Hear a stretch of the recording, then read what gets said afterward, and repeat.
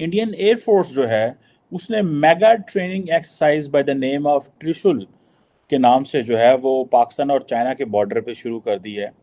But I think this is all signal to China कि भाई we are not a pushover, we are ready for you.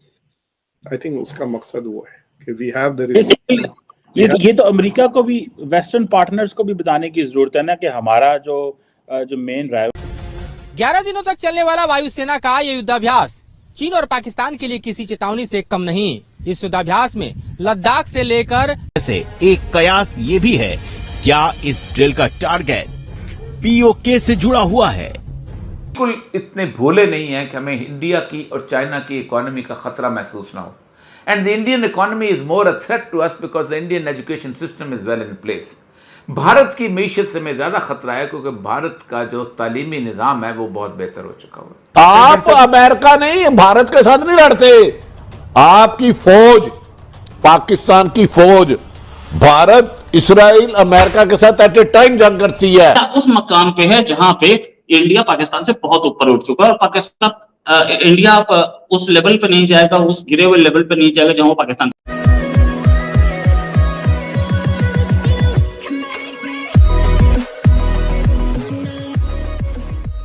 नमस्कार दोस्तों, ये यहाँ पर बात हो रही है कि जो इंडियन एयरफोर्स है यहाँ पर जो मतलब युद्ध अभ्यास कर रही है जिसका नाम त्रिशूल है, उसको लेकर यहाँ पर बात हो रही है। और यहाँ पर इस बात का डिस्कशन हो रहा है कि इंडिया जो है वो चाइना को यहाँ पर मैसेज दे रहा है कि भाई अगर आप यहाँ पर कुछ करते हो तो हम बिल्कुल आपके लिए तैयार हैं।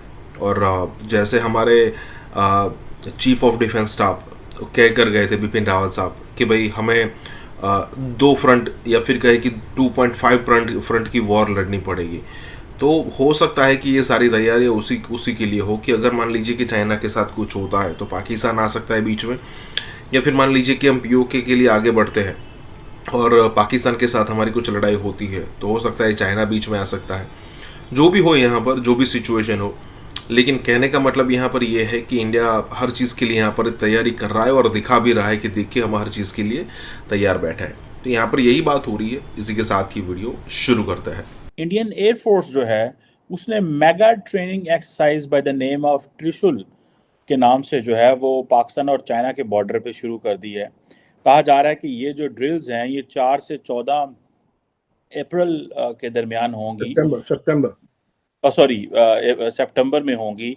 उधर 9-10 सितंबर को G20 है, 4 से 14 ये है, और ये सारे जितने भी लद्दाख, हिमाचल प्रदेश, जम्मू एंड कश्मीर और पंजाब के जितने सेक्टर हैं इनके ऊपर ये होगी। आप इसको कैसे देखते हैं? इंडिया को क्या ज़रूरत है? ये क्या इंडिया ये समझता है कि पाकिस्तान और चाइना इररिस्पॉन्सिबल बिहेव कर सकते हैं कि इंडिया का इतना बड़ा जो diplomatic India is giving up on, I think, diplomacy with China.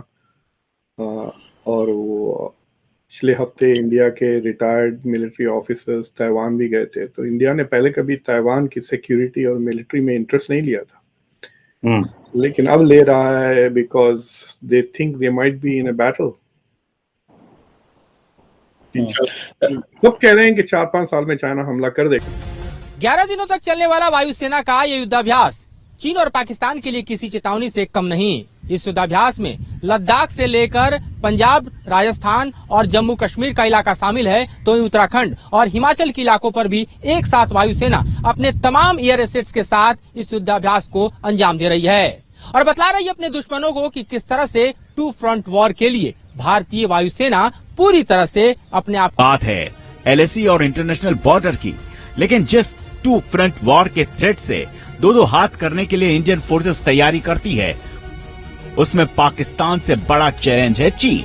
और इसी वजह से त्रिशूल 2023 में भारतीय वायुसेना ने लद्दाख यानी LAC को भी ऑपरेशनल फील्ड में शामिल किया है।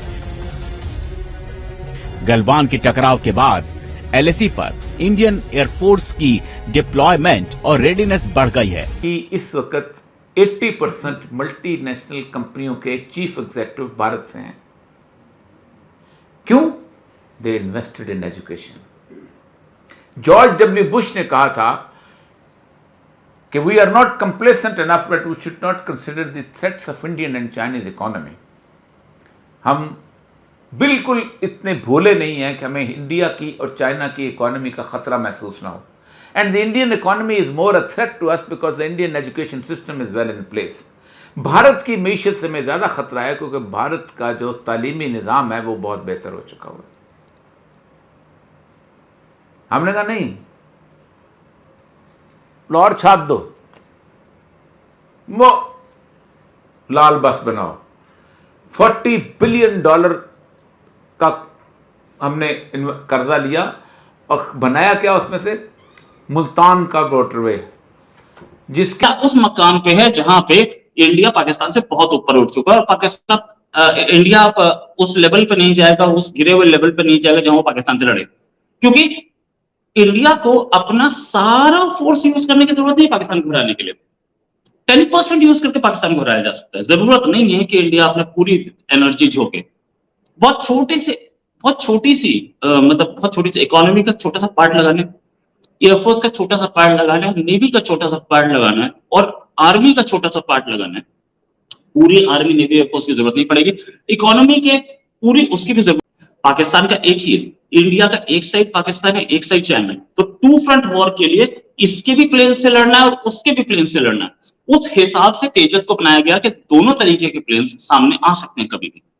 तो इसमें ज्यादा बढ़िया इक्विपमेंट और ज्यादा अच्छा माल लगा हुआ है, ज्यादा अच्छी टेक्नोलॉजी लगी हुई है इसे. अब जहां तो ये चाइना के दिमाग में अगर ये बात आ गई है, then you should keep this in mind and say कि ताइवान हो या इंडिया हो या वियतनाम हो या फिलीपींस हो, ब्रुनाई, इन सारों को तंग किया हुआ है ना उसने टेरिटोरियल डिस्प्यूट्स में. China one by one resolve कर लेना चाहिए सबके साथ territorial disputes and move forward economically. और ये जो टेरिटोरियल डिस्प्यूट्स है ना, ये ठीक, आप थोड़ी बहुत जमीन इधर उधर, उससे कुछ ज्यादा फर्क नहीं पड़ने वाले हैं because in most of this places they are not very livable या रिसोर्सेज हैं. ये और बात है कि वो some of those islands are strategically important, but otherwise unnecessarily कि आपका it is a drain on your military expenditure. अगर जंग नहीं भी हो रही है, वॉर प्रिपेयर्डनेस में बहुत पैसे लगते हैं ना. प्रिपेयरनेस, अब ये जो इंडिया एक्सरसाइज कर रहा है त्रिशूल की, it is war preparedness, is getting ready in